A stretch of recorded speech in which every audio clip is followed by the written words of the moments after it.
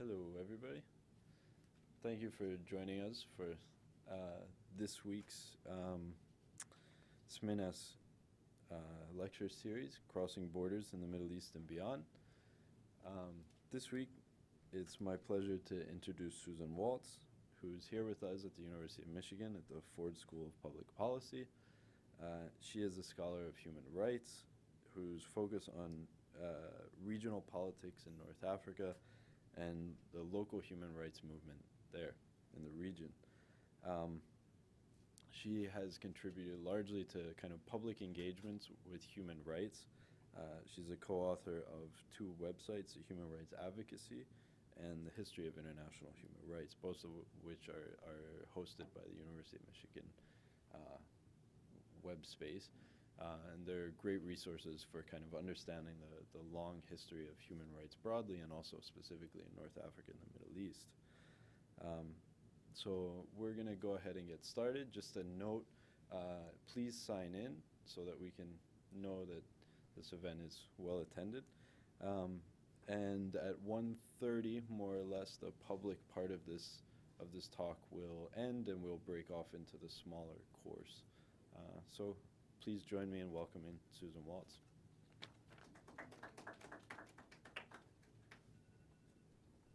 Thanks very much. I'm very pleased to be here and look forward to particularly the conversation we might have after I finish my remarks.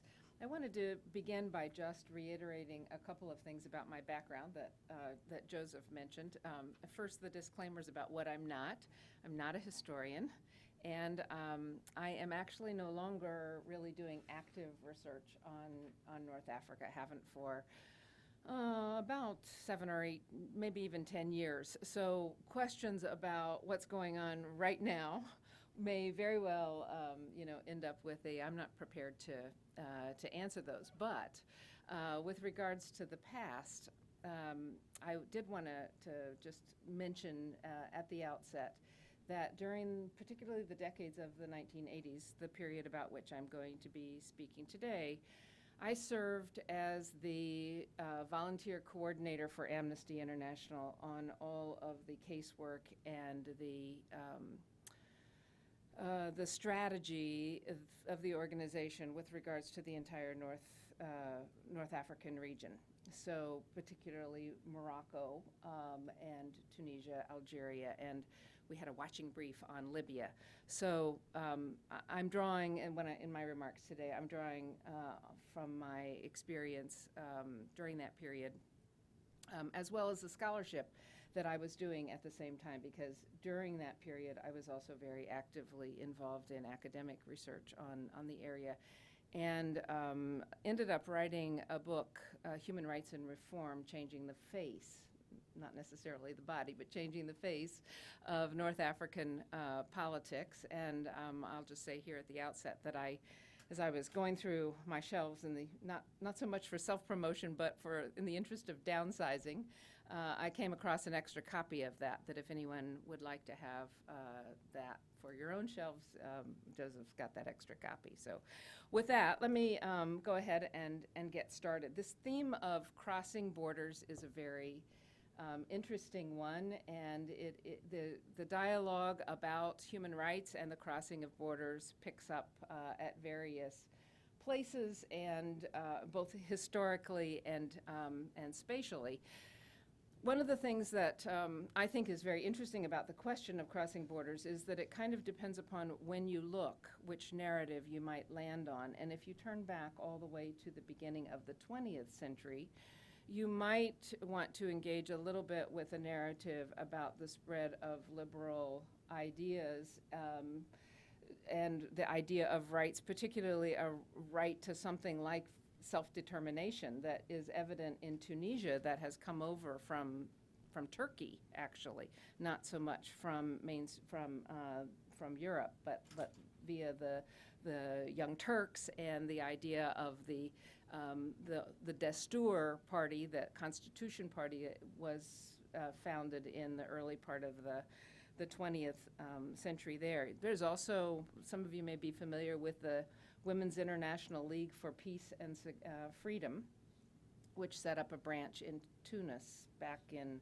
something like 1920, which was also kind of interested in international rights discourse. But actually, with the period that I'm talking about right now, rights, human rights, hadn't really made it onto the international agenda. It wouldn't really be articulated as an idea until 1922, actually, and then 1927, an International League of Human Rights was founded that called for something like a Universal Declaration of Human Rights, but that really didn't go anywhere for quite a long time. So I'm going to start with the second narrative, which really picks up at mid-century, and I'm calling that the Modern Human Rights Project.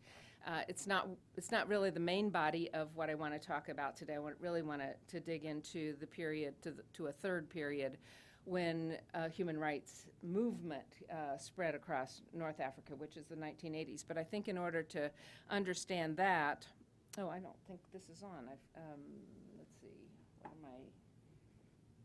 You're not picking up anything here. Picture has been muted, I wonder.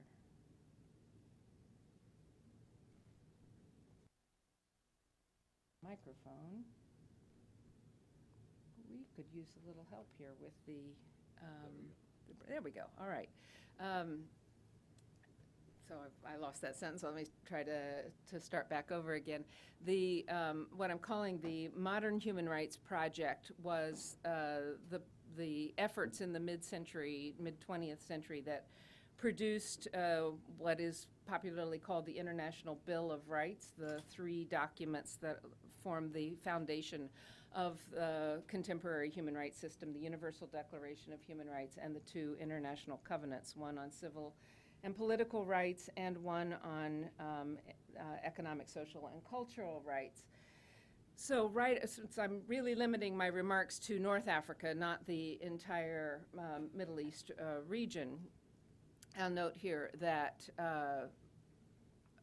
two of the countries took very rapid action on the covenants, Tunisia and Algeria, signing it really within about the first 18 months of it being actually open for signature. Tunisia completed the ratification process by 1969. Algeria delayed for another 20 years before it ratified it. Morocco came along and ratified both of the covenants in the same year, 1979. So there are some surprises. That's what this the question mark indicates. But before moving on to the surprises, just let me know, hoping that you'll just take in that contrary to a popular assumption, at least popular to the extent that many people make it, the states of North Africa participated in the process of constructing these documents, of negotiating them. None of the three countries was independent at the time that the Universal Declaration was negotiated and agreed upon in 1948, but all three of the states became independent before the covenants were up for a vote, and all three of them participated in it. Tunisia made the records show that Tunisia made some interventions about some of the substantive matters, not so much for Morocco and Algeria, but they were definitely in the room. So because people often assume in casual conversation that the Middle East and the Muslim societies, states were kind of outside of the conversation, I've take some delight in calling attention to what I think are surprises for many who don't really know the history very well. The first one, in the very early years of the negotiation of the covenants, Syria went very far out of its way to argue that in terms of implementing these covenants and making sure that rights were really respected, the UN ought to be given authority to go in and investigate on its own international human rights abuses. Of course, we want to remember that in the context today. At that same time, there were quite a number of states that argued against splitting the covenants into two. You note that above we have the Covenant on Civil and Political Rights and the one on Economic, Social, and Cultural Rights. There was a moment at the beginning of the conversation where these were intended to be a unified set of treaties, and the United States particularly argued that they needed to be separated and that we would be able to support one but not the other. Many other countries joined the debate on the other side, and among them, very loud voices were Egypt, Syria, Saudi Arabia. There were others. I just call those to your attention. Also in the early debate, I say early 50s because I didn't actually go back to check the exact year, but one could do that. Bedia Afnan, the delegate from Iraq, argued that it wasn't sufficient to assume that everyone understood that there needed to be gender equality with respect to the rights, that women and men were both equally entitled to all the rights that were there. She insisted that while it might work for other parts of the world, like perhaps the United States, she was addressing Mrs. Roosevelt, it wasn't going to work every place else, and that there needed to be a specific article that said that all the rights applied to both. And it's really thanks to her efforts that we have Article 3 in both of the two covenants that assert gender equality. Saudi Arabia and a number of other states led an initiative to recognize the right to national self-determination, and that is actually the first article in both of the two covenants, and that was a successful effort that ran up against the colonial powers who subtly and not so subtly tried to argue that while they were prepared to extend full rights to their own citizens in their own homelands, their own capitals, they weren't so sure that they were really going to be able to extend those rights out to the colonies, and they wanted a colonial clause that would basically be an exception. They had such an incredible backlash against the colonial clause that the wave carried even further to the assertion of a right to self-determination. That's, again, due to Saudi Arabia and its allies. And then the Saudi Arabia's abstention on the Universal Declaration of Human Rights in 1948 is very widely known and recognized, and it had to do with an assertion in the 1948 Declaration that every person had the right to change their religion. This change religion wording was partly influenced by some NGOs that were in the background, many of them affiliated with Christian denominations.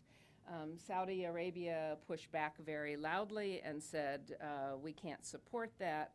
When time came to actually negotiate the legally binding treaty that would be built upon the Universal Declaration, there was a lot of diplomatic kind of wordsmithing that went on, and Saudi Arabia, though it had objected to the verb change, agreed to the verb adopt. So while it wasn't prepared to say you could change your religion, it was prepared to say you could adopt a religion, and so it actually voted for that change and supported it. Kind of a surprise. But of all these interesting little factoids, if you will, my favorite is, and the one that's particularly germane to today's talk, is the story of Halima Mbarak Warzazi. She was a very young Moroccan woman included in the diplomatic corps. I think she was probably in her maybe mid-20s. I should have probably looked that up, but it's not a hard thing to go find out about. She was engaged to be married to someone who was very close to the royal family. He was killed tragically in a car accident, and she made an appeal to, they were both in Morocco's diplomatic service as kind of newbies, and she made an appeal to take over what was to have been his position, and joined the Morocco's delegation in New York. And she was assigned to the third committee. Nobody paid very much attention to her, but she managed to put up her hand when the appeal went out to which countries might like to preside over certain negotiations in the third committee. And at one point, Morocco was elected vice chair. That succeeded.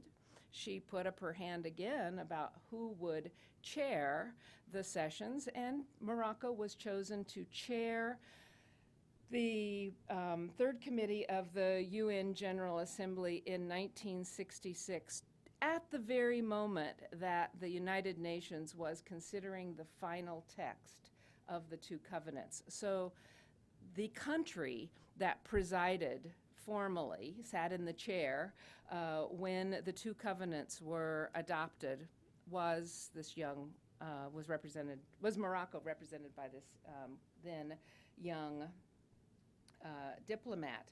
Halima Warzazi went on in the 1980s to become the UN Special Rapporteur on traditional medicines and human rights. I don't remember exactly the title, but she wrote all of the groundbreaking reports on female genital mutilation for the UN. And again, these are maybe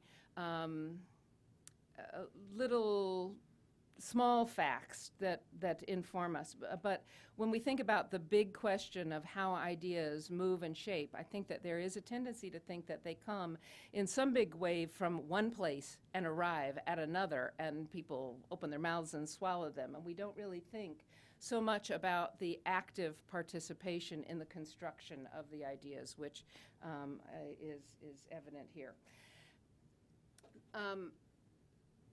I've called this the Modern Human Rights Project, and I focused on the 1950s, and I'm about to move a little bit further on up the calendar. But before leaving, I want to point out one very important thing about this period. During this period, everything that I've been talking about is a very state-driven process. What we are talking about are the formal plenipotentiary powers of the state, individuals who, as diplomats, are fully credentialed to represent their state and speak in the name of the country from which they are coming. This is not necessarily an engagement between the state and the people who live there. This is all really a diplomatic discourse that we're talking about. And so it remained, actually, in most countries for many years. I remember I had the privilege of interviewing one of the participants in the 1948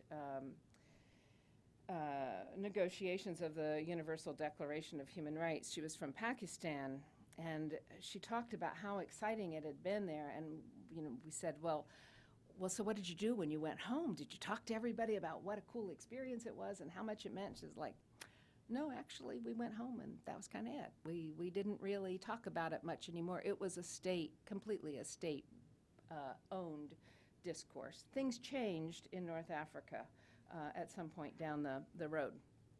So the question, I think the really interesting question, is how did human rights come to be a viable discourse challenging the political order in North Africa? And I want to focus basically the remainder of my remarks on the country of Morocco. It's probably the easiest. There are stories to tell about Algeria and Tunisia, but this is probably the one that is the most straightforward and holds together most easily if you're kind of just interested in this.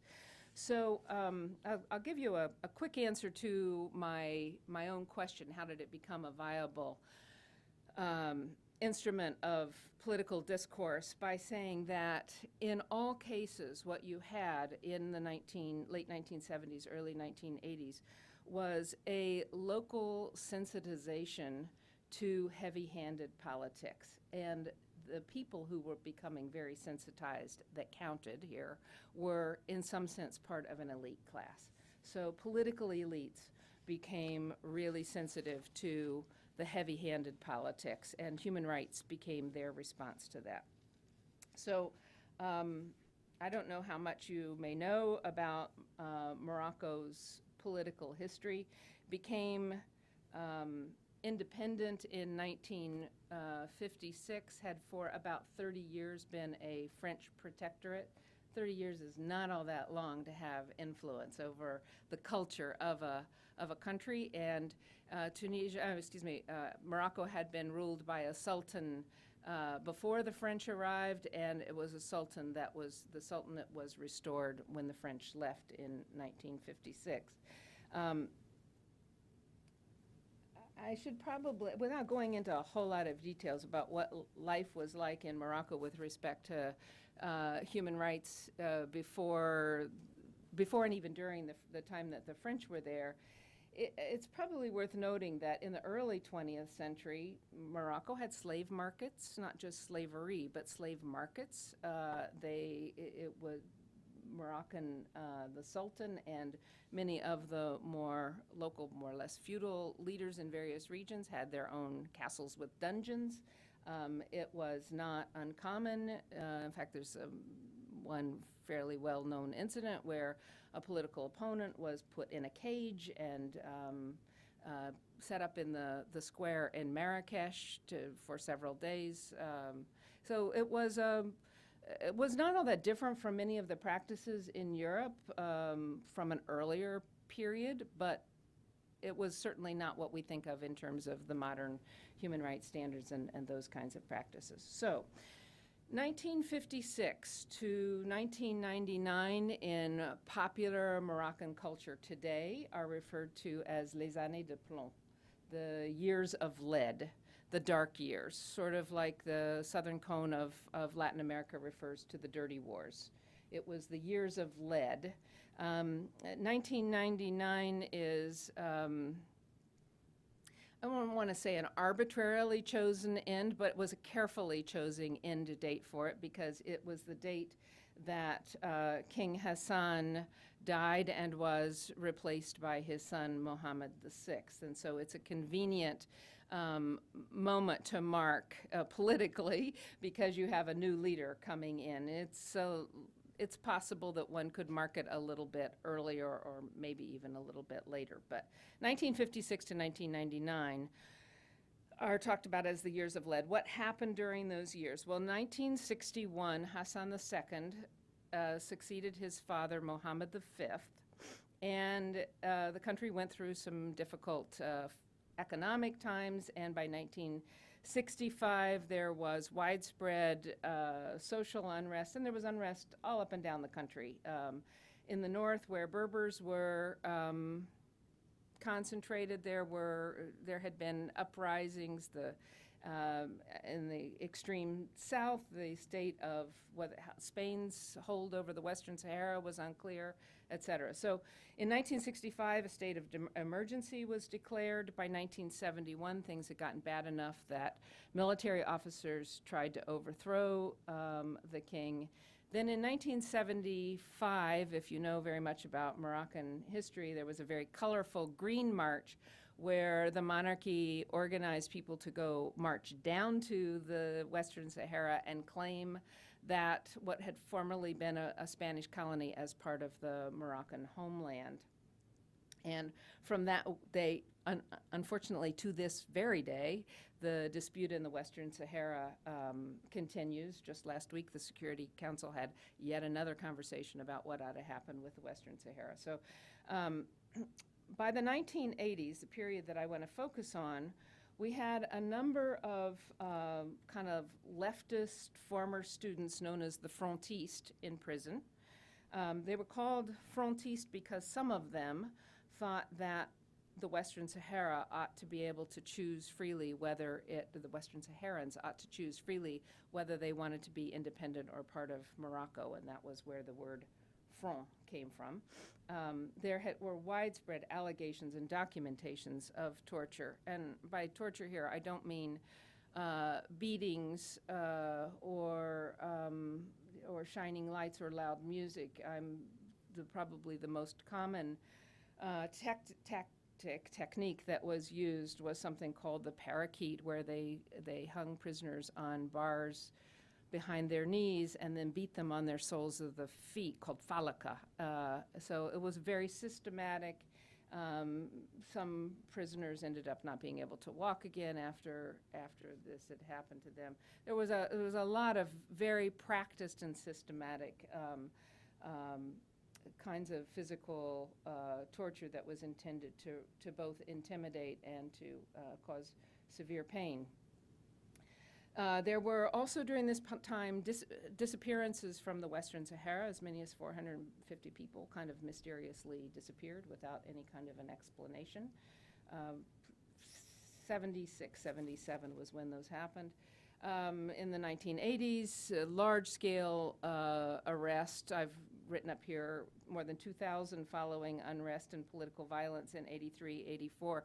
But I could have gone on if I'd wanted to take up yet more space. There were lots of moments like that. The riots and the political violence in 83 and 84 were connected with what was spreading across the world under the rubric of bread riots. Often it had to do with instructions from the International Monetary Fund that certain subsidies needed to be changed, and the price of bread or oil or sugar or all of the above needed to go up really fast, and people took to the streets, and violence ensued and arrest ensued that. So it was against this backdrop that in 1987, a couple of lawyers got together and said that they thought that maybe it was time to really try to figure out a way to do something about this from within Morocco. There were external groups, both Moroccan exiles or expatriates, mostly living in Paris, some in Belgium, who were organized, and they were writing about what was going on, and Amnesty International was writing and campaigning on what was going on.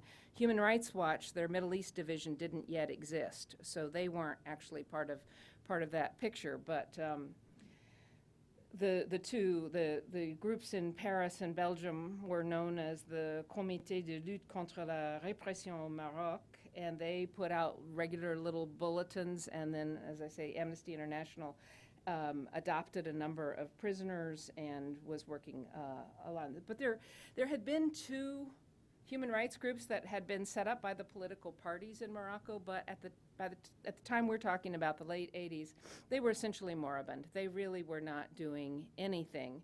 And it was in 1987 that these Moroccan lawyers, or Moroccan key figures got together to try to do something. OMDH is the Moroccan Organization of Human Rights. So let me just move through this.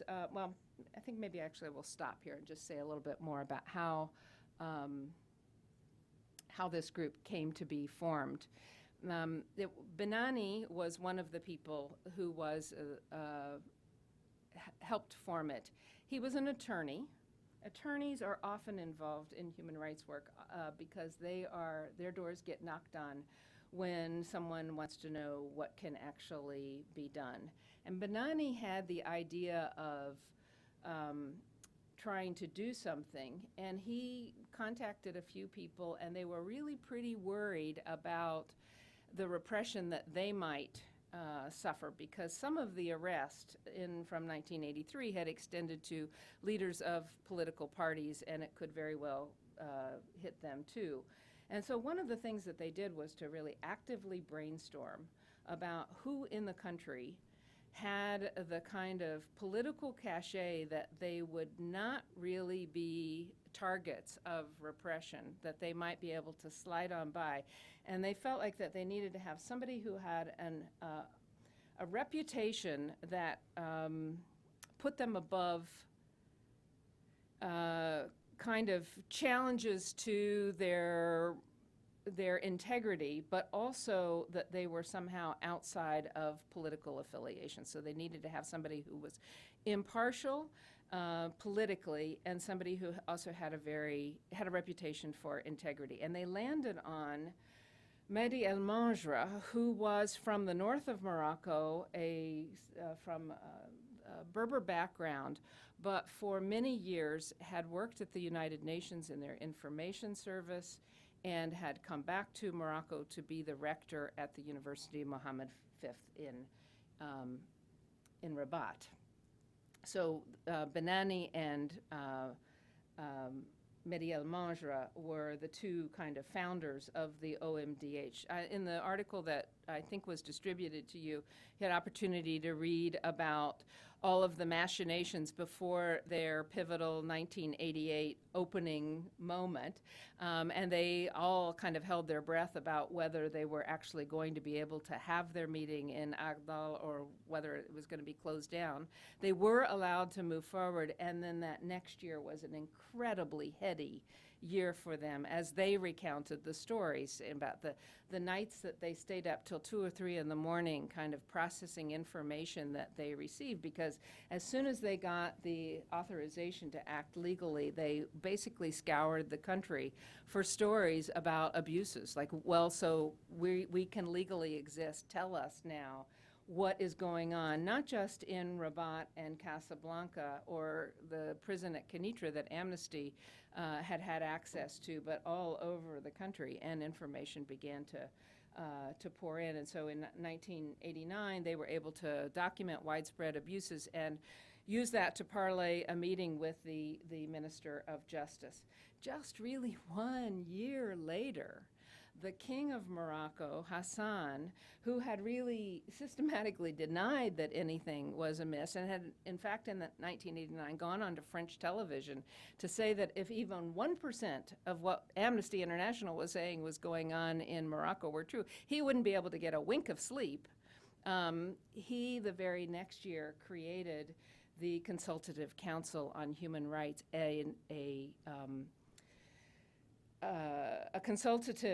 an advisory body to the king, so it's supported by, handpicked by the king to address human rights abuses. It's the kingdom's really first effort on an official basis to acknowledge that they've got a bit of a human rights problem. So my color coding here is that the red are the beginnings, the signs of the human rights movement. The green is the response of the government.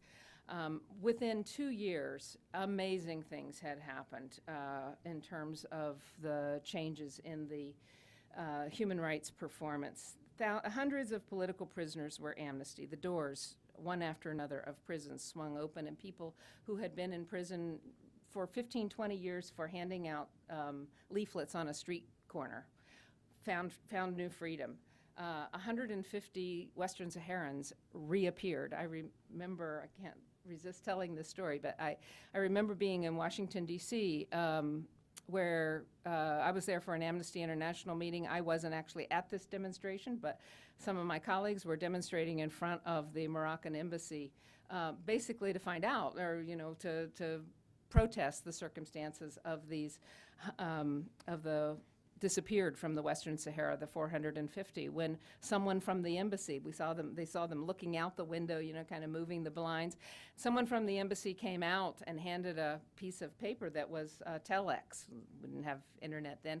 A telex from Morocco that nobody could really make any sense of, but it referred to 150 Saharans. Well, within a few days, we came to understand that people who had actually been hidden in secret prisons in the south of Morocco were physically released and allowed to come back in to see the light of day and normal society.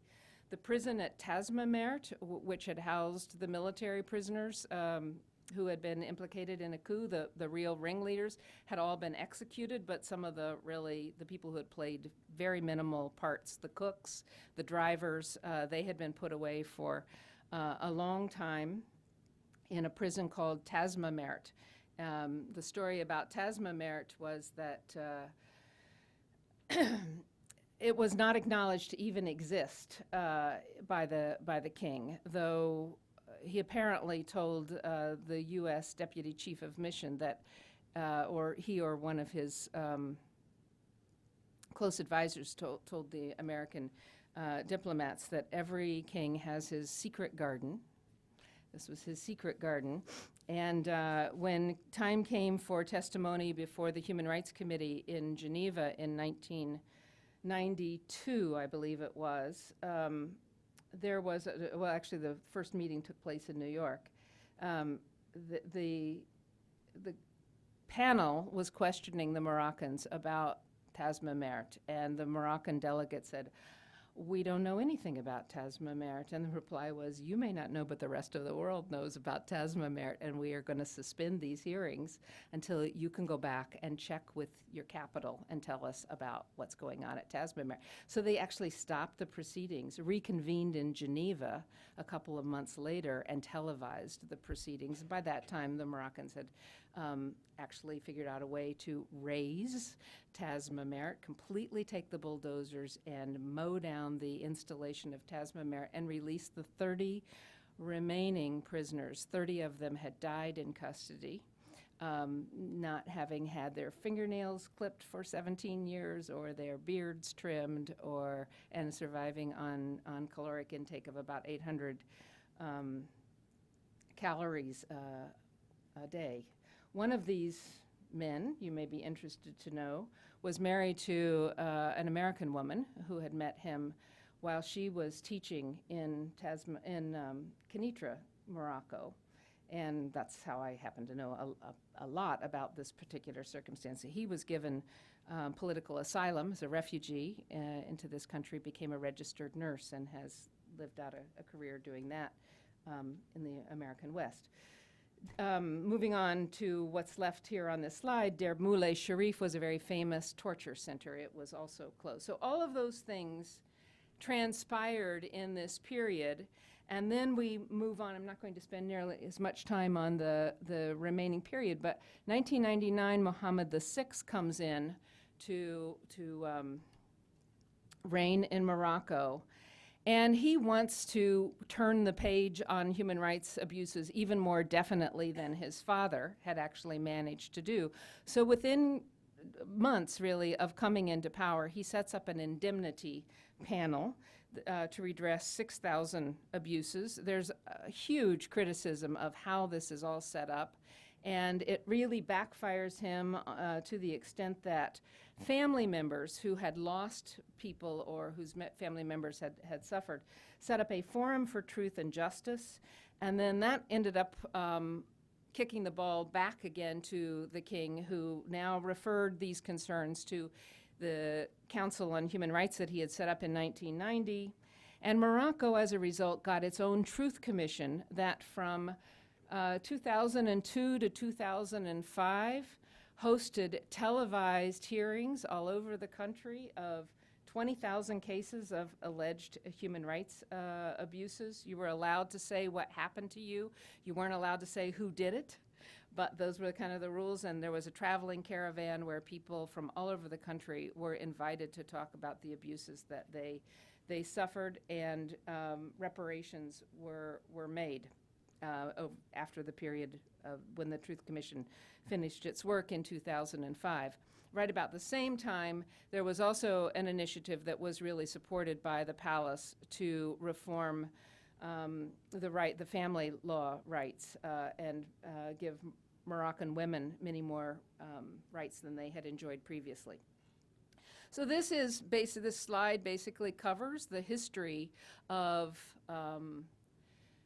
the human rights movement flowering and having an impact in Morocco. So what do we learn from this?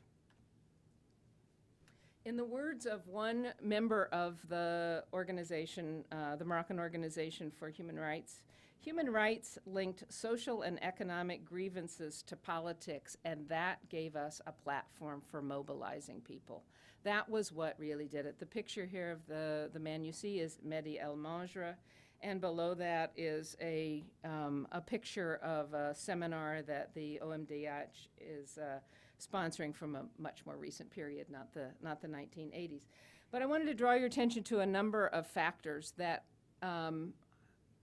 helped not just the spread, but really the anchoring of a human rights sensibility in Morocco. The people who engaged tried deliberately, very conscientiously, to operate outside the normal political space. They went way out of their ways to make sure that no one could say, oh, you're connected to this party or that party. They wanted to have people who had assiduously avoided ever having any political affiliation to be able to assert their independence. They also didn't draw from the popular classes. They did this as a strategy. They kept with the doctors and the lawyers and the university professors. They were criticized a lot for this, but that strategy, at least in those early years, really probably spared them from harassment and repression themselves. They also had international connections. The one that I've noted here is the International Federation of Human Rights based in Paris, which has a lot of affiliates. The American Civil Liberties Union, organizations like that can affiliate with the FIDH. And the quip that you may have seen in the article that was shared with you was that they send lawyers, don't they? And the idea was that if we got into trouble, the FIDH would be here to observe a trial and to make a fuss, and probably to inform some of the organizations that did more campaignings. They were also fed by the passion that individuals brought. They were outraged at the situation that they saw happening in their country, and they had courage to stand up for what they felt was right. A word that was heard a lot, not just in Morocco, but in all of these countries, was infantilization. There was a sense that the policies of those who ruled were infantilizing to the citizens of the country. We want to be full citizens. We want to be respected. We don't want to be treated like children or like infants. The impetus to build the human rights movement was supplemented and enhanced by expatriates mostly in France, who were disseminating information, and by Amnesty International, which had by that time the standing to be able to send research missions into the country and then go back out and disseminate the information that they found. The caveat, though, and one that really wrinkles the whole analysis from even in this period of time and one going forward, is that human rights was not the only social movement that was spreading across North Africa in the 1980s. Political Islam was also spreading, and then governing bodies in all the three states were able to play off of the assumed security issues that came with political Islam to be able to justify further repression. And so what were early gains in terms of freedoms that ended up being actually a lot of dog and cat kind of episodic fits and starts progress for human rights. So I want to leave you with this this fairly lengthy quotation from Jack Donnelly's textbook on international human rights. I'll read it because I think it merits, and I want to make just a couple of brief comments on it. But I offer this to you because I think that this phrase, or this paragraph, this statement that Donnelly makes, is one that the human rights activist in North Africa would recognize and embrace. I'm not really presenting it to you because I want you to hear it from me as truth, but this to me seems to reflect the motivation and the truth that was experienced by the human rights activist in North Africa. I also happen to think it's a correct analysis, but I want you to think of it as something that would resonate with them. Capitalist markets and absolutist states lie behind both the rise of human rights ideas and practices, and the modernization of Western economies, societies, polities, and cultures. Ever more powerful markets and states disrupted, destroyed, or radically transformed traditional communities and their systems of mutual support and obligation. Although it was no coincidence that the idea and practice of human rights developed first in early modern Europe, this was, if not an accident, then an effect rather than a cause. Human rights remain the only proven effective mechanism for ensuring human dignity in societies dominated by markets and states. I offer this lengthy quotation because I think that for the activist in the human rights movement in North Africa, they don't really see themselves as taking up a Western idea, an idea that spread, that is anchored in Western philosophy and moving on the basis of something that's Western. They see it as a universal idea that represents the search for human dignity in the face of powerful state and market institutions.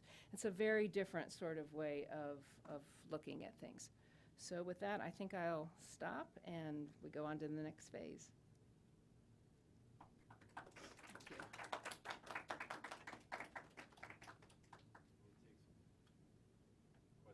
Great. Yeah, one. Kick it off. I mean, you didn't tell the story sort of as action and reaction. It seems implied in what you were saying that by 1990, the Moroccan government was under severe pressure from other governments, from human rights organizations. Something happened that SOB Hassan started acting differently. But you did it. You told us that it happened. You didn't really give us a window into how it happened. So it was a perfect storm, actually. I mean, and I tried to tell this story to privilege the actions of people within the country. But it was actions from all over the place. And it was a moment where just about every place he turned, he was being hit by something. I'm not sure I can recount all of the incidents because I didn't review them as carefully for this, but among them, he came to Washington, D.C., and it was totally coincident. He won't believe, he would never, he's dead now, but he would never have believed that it was a coincidence. But Amnesty International had released a report just about 2 weeks before he came. We had no idea it was coming, you know, so it was, and there were enough connections between Amnesty in Washington and the Congress that there was a congressional hearing. It was a time for markups for foreign assistance. Morocco was a recipient of American aid. Congressman Dimely, California, was very supportive and wanted to hear all about Tasmamert, you know, and this was another opportunity to say, they never heard of this place, you know, we do, we know about it. France had prepared a big, I think it was about a year-long publicity campaign called the Année du Maroc, that was going to be, the Champs-Élysées was going to be devoted to all kinds of cultural hoopla about Morocco. They canceled it. It was the time of Mitterrand. They canceled that. Someone had written an expose book on Hassan II that it was sort of like a WikiLeaks type of a thing, you know, that exposed they had gold fixtures in the bathroom and, you know, all kinds of things like that. He was outraged by it and bought up all of the copies of it, which sent it into the bestseller list, and it went into a second printing. I mean, there were all kinds of things like that that were happening from outside. And the fax machine was the technology of the time, and Amnesty had kind of delved into some of the laws of Morocco. There's a law that provided garde à vue detention, incommunicado detention, for a certain period of time that was being widely abused. It was a report that was maybe 10 or 15 pages long, very, very detailed. It was long enough to be accurate and detailed, et cetera, but short enough to be faxed. They faxed it to University in Fez, and there were a couple of hundred people gathered in a standing room only to hear all this. So it was just the height, you know, every place he went, he couldn't get away from. And it wasn't his enemies, it wasn't his adversaries that were criticizing him, it was his allies. So, and he knew that he had a kingdom that he needed to hand over to somebody at some point, and I think that the cost and the benefits, we always thought of it as the balance kind of got reweighed and favored the cost. The cost began to outweigh the gains. Yeah. So the ruling of religion was parallel to these oppressions, or as you suggested that there was a certain movement, Islamic movement, that fueled this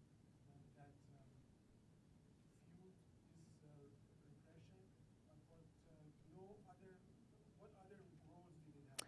So that's it's an interesting question, and it looks a little different in Morocco than it does elsewhere in the region, because as you may know, the king, the lineage of the king claims to be traced back to the prophet, and the taboo subjects in Moroccan politics were always God, king, and country. You know, you couldn't talk about the boundaries of the country, so the Western Sahara was off the table, and couldn't talk about the monarchy, and you couldn't talk about religion. Everybody was expected to either be Muslim, or if you were Jewish, you were just supposed to kind of keep that to the side. You're somebody of the book. So all of the, there was a big debate actually in the early years of or in the months that led up to the establishment of the Moroccan Organization of Human Rights about whether they should even refer to Islam, because a lot of the people, frankly, were much more secular in their orientation. And what they argued was very parallel to the arguments that took place in 1948, was that we shouldn't link the substance of human rights to religion, because it's bigger than that. If we're basically arguing that you have human rights because you're human, then you just muddy the water when you bring in religion. So they referred to Islam in the preamble part of their declaration, but not in the substance. All of the people, I think, who were behind the human rights movement were comfortable with a place for Islam. And the ulama was really not so much engaged, because most of them were connected with a party, a political party or another supporting the king. So that's one part of the political background. But then in the 1980s, you start to see the beginning all across the region of what would become political Islam. I can't remember actually what the name of the first one to show up in Morocco was, but they really were arguing for a very light kind of form of added respect for Sharia law. But it really was not. It was maybe even a little bit akin to some of the things that were being argued in Iran at the time, that Islam ought to lead you to more social justice than what was manifest in Morocco at the time. But religion didn't really become a very big component of the Moroccan political scene until the early 1990s, and that's when, and the same is true in Tunisia, where you start to hear things like the intimations about a caliphate perhaps being restored, and now that starts really sounding very, very dangerous in Morocco, and it's got huge political overtones, and a lot of those people were locked up. And even an organization like Amnesty International was not really willing to call them prisoners of conscience, people who were in prison for the nonviolent expression of their beliefs, because there was some intimations about it was okay to use violence. So things were kind of complicated. Does that okay. Yeah. I wanted to ask another side of Juan's question, because you talked about the response of the monarchy to the presence of human rights discourses and these televised truth commissions. And there are a lot of levels between state and people. So I think, for example, in the case of Egypt, where once human rights discourse started to become very public, you started to realize how many layers there were to the sort of distribution of power that was, in one way or another, emanating from the state or affiliation with the state or the military or something. So what I'm wondering is, in the case of Morocco, how did that play out? And you said that people weren't allowed to say who perpetrated the act of torture, which is a very important detail in the end in terms of fleshing out how people are using this power to structure society in a very particular way. So could you talk a little bit more about how that power kind of played out? Yes, yes. So the layer that's in between, the crucial layer in this story that's in between the monarchy and the people is the Ministry of the Interior. And for many years, Idris Basri headed the ministry he was the most hated minister. He was sort of the Dick Cheney of Morocco, you know, kind of, he wasn't the throne, he was the power behind the throne. And so he had a lot of minions that were distributed all around the country, but and there were allegedly mobile torture units through the country, but this one place, Derb Moulay Sharif in Casablanca, was really right next to the police station. It was, it had some kind of a murky shared authority between municipal police and the state's Ministry of the Interior. And it's really interesting to read some of the efforts to unravel what was going on with this incommunicado detention. When you hold somebody incommunicado means you can't reach out to a lawyer, you can't see a doctor, you can't contact family members. And in some versions of the law, 48 hours is the maximum length of time, but it can be renewed. In the 1980s, it wasn't uncommon for them to find ways to renew it for 3 months, 6 months. And then sometimes it extended on. You never really knew whether somebody was just being held in incommunicado detention or whether they were really disappeared and something else had happened. So there was a lot of focus on this time. And when the efforts were made to try to talk to people in the Justice Ministry, people in local police departments, and the Ministry of the Interior, it was the Interior's Security Service that really held all the clues. And the Justice Department say, we're technically supposed to be in charge of this, but in fact, once they take over, we have no idea what goes on.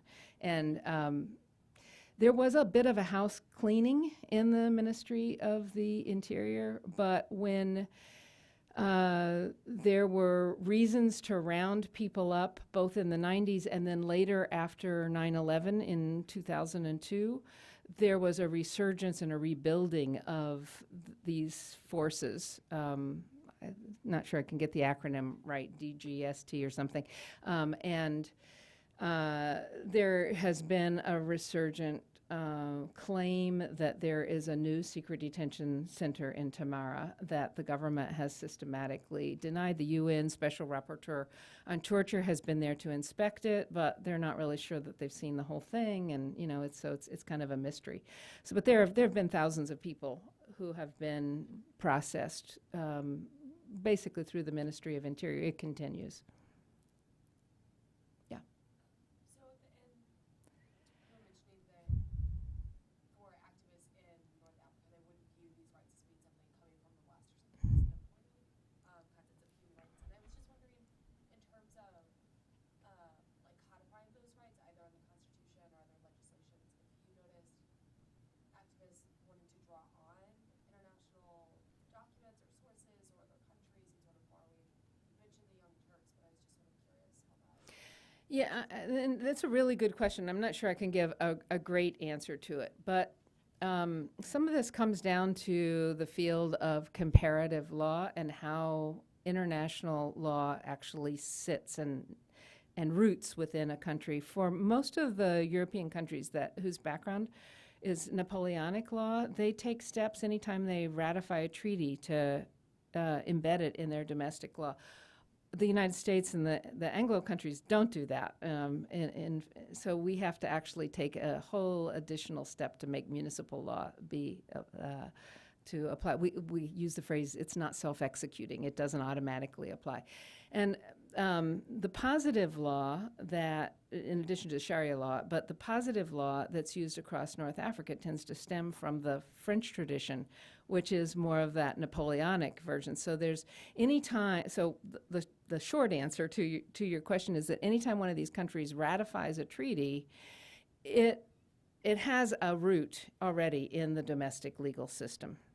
That doesn't mean that they apply it, and actually they saw for many years that this was the sort of thing that you pay lip service or no service to at all, and you just move on.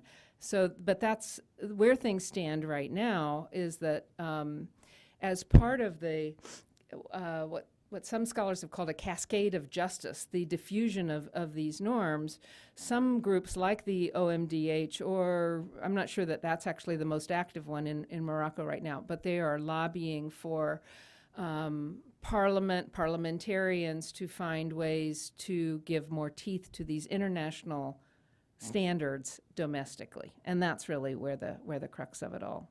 That's seen as the path forward. Not write our own new law, but let's find a way to make the international law stand. And one of the interesting developments in Morocco, I think it's about 2 years ago or so, was that Morocco was one of the first countries to ratify a new optional protocol on torture, which gives UN officials the right to come into your prisons anytime and open the doors and see what's going on.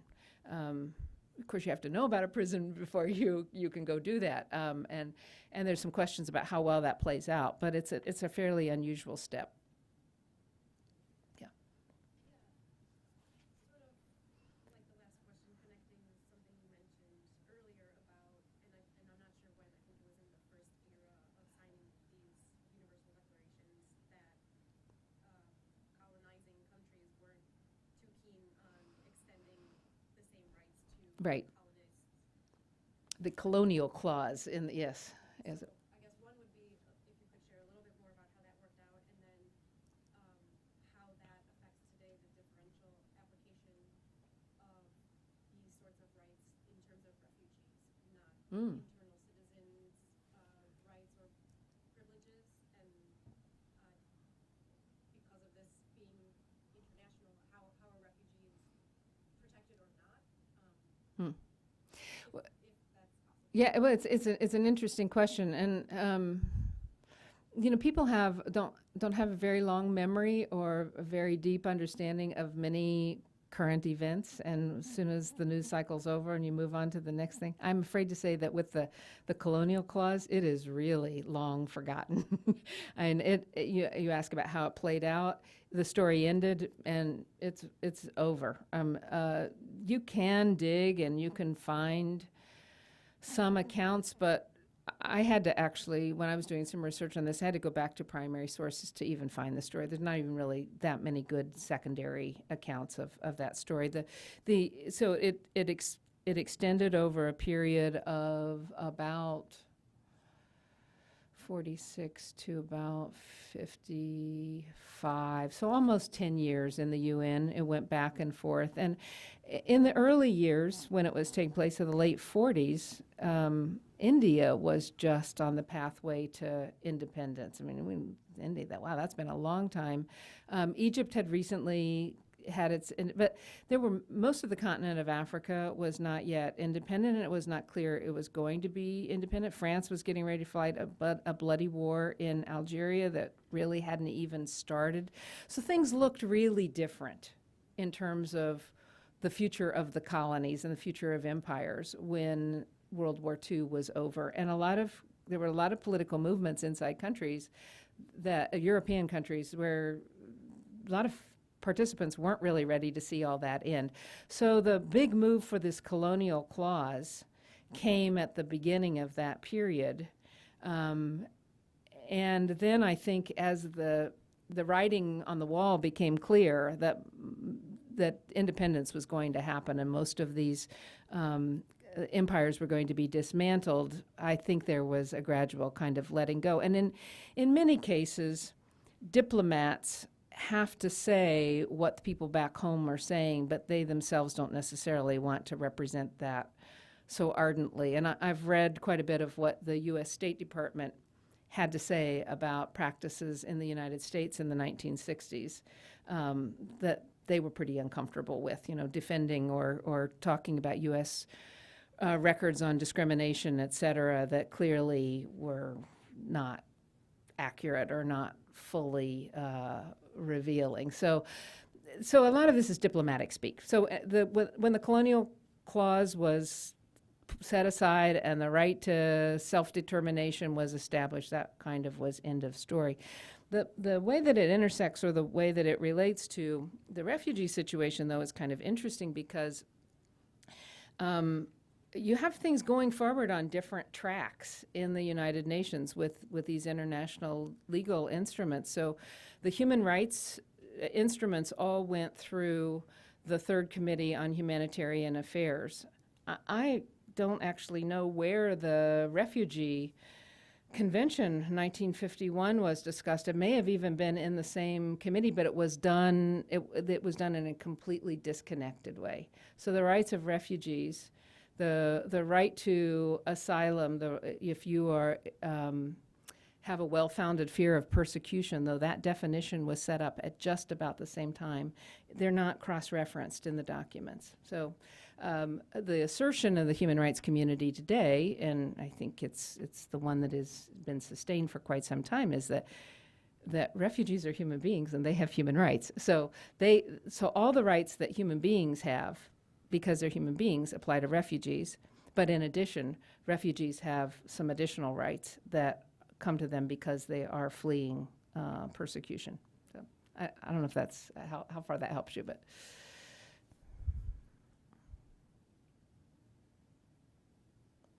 Yep, yeah. Okay. So, in the Declaration of Human Rights, is there any clause that would say humans are not, should not be put under torture? Yes, absolutely. There's the I mean, it's a very well established principle. It's in the Universal Declaration. It's in the International Covenant on Civil and Political Rights, and there's a Convention Against Torture in addition, and the Geneva Conventions. It's loaded. It is very loaded. Very loaded. And you see it happen You do. You do. Yeah, So humans have to do it, though. that's right. That's right. And these groups that you mentioned that are showing up over and over in Morocco, where are they coming from? The groups that are showing up. In the Ministry of the Interior, you said it's connected to the police, and they have a place that they torture people. And they have been doing that since the 40s and beyond.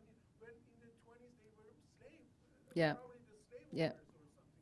So I don't know if the Ten Commandments is something that you resonate with, or is but it's a normative. It's a set of norms, a set of laws, and they're broken a lot. And that's one kind of answer as a pathway to think about that. But it is also it's been seen as the mission of many of the human rights groups to expose the duplicity, the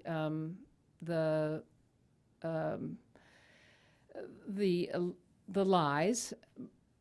But I think that maybe there is also one thing that I think I probably should clarify, that though the practice of torture is widely talked about and documented today, in a lot of places, some of the practices are changing, and what is being recorded as torture probably would not have been recorded as torture 30 years ago. So severe beating, I mean, it's really kind of hair-splitting in many ways, but the legal instruments differentiate between torture on the one hand and cruel, inhuman, and degrading treatment on the other.